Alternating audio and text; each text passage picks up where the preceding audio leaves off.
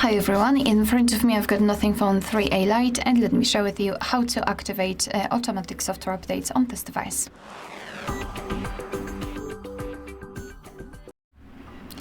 So let's begin with opening the settings, and here we have to scroll all the way down to find About Phone. Then let's tap on this NothingOS section and tap on it.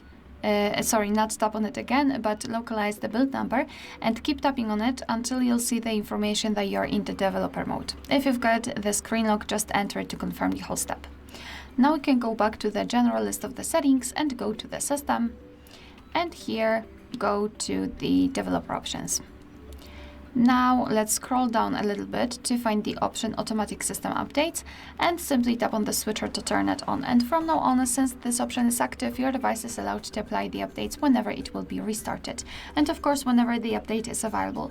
Also be aware, because you need to keep the developer options turned on, because if you will turn them off just by tapping on the switcher, this option will also be automatically turned on.